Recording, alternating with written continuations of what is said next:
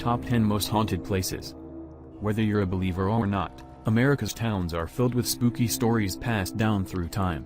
From haunted fortresses to grisly tales of suffering and death, we've pulled together a list of some of the spookiest spots in the U.S. Number 1, Moundsville Penitentiary. During its more than 100 years in operation, the Moundsville Penitentiary in West Virginia was one of America's most violent correctional facilities and the final stop for almost 1,000 criminals. The prisoners lived in cramped quarters, which led to riots. Many men were hanged or killed in the electric chair, while others were murdered by other prisoners. The prison closed in 1995, but according to some, the tortured spirits are still behind bars and in the bowels of the prison and may be seen or heard on a tour. Number 2, Allegheny Lunatic Asylum. Once known as the Weston State Hospital, this asylum was home to thousands of people with mental illness, starting in 1864. Hundreds of people died here before the facility closed in 1994. The spirits that are said to haunt the site today date back to the Civil War era, when the asylum's grounds served as a military post. Paranormal tours of the facility feature 2-hour visits to the asylum's 4 main hotspots.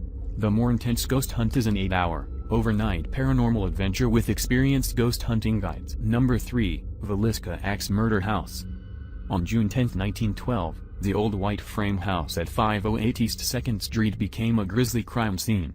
The heinous murder of Josiah B. Moore, his wife, their 4 children and 2 young girls who were overnight guests rocked the small town of Villisca, Iowa, and the murderer was never identified. Over the years, residents of the home reported visions of a man with an axe, children crying and unexplained paranormal activity. In 1994, the home was restored to its original condition with no indoor plumbing or electricity. These touches add to the chilling ambience during a lamplight tour from April through November or an overnight experience available by reservation for groups. Number 4, Sammie.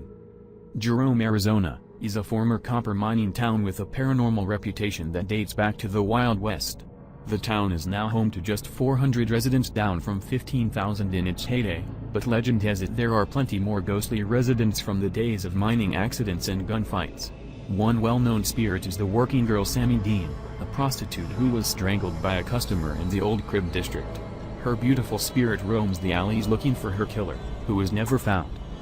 Number 5, Cuban Club. Cuban Club, also known as Circulo Cubano de Tampa, can be found in Tampa's Ybor City neighborhood. In 1917, this spot was a popular hangout for Cuban immigrants who enjoyed the ballroom, outdoor bandshell and cantina with a stage and dance floor. Today, the compound, which is protected by the National Historic Register, hosts concerts and special events and is the setting for many ghost stories about spirits playing the piano and riding the elevators.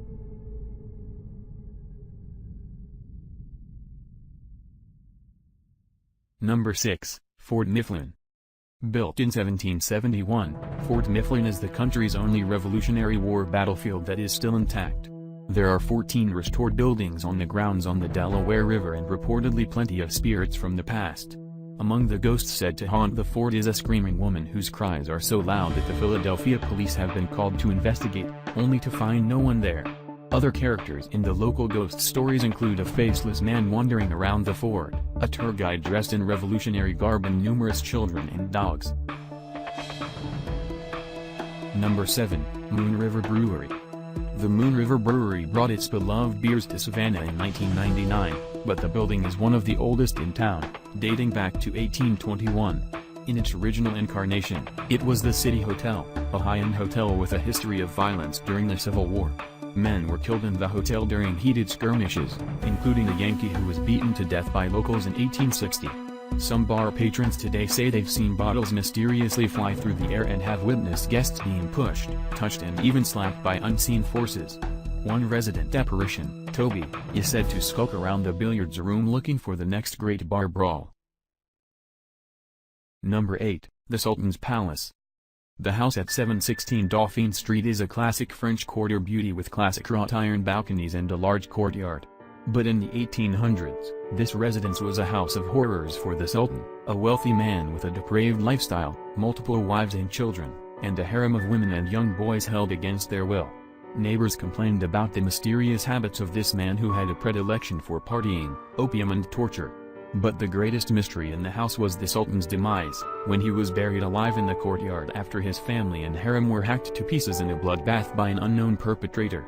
Today, his angry spirit is thought to be responsible for the unusual noises, loud music and strong incense smells that waft from the home, as well as unwelcome advances on past female residents who swear the Sultan is still up to his old tricks of groping female visitors.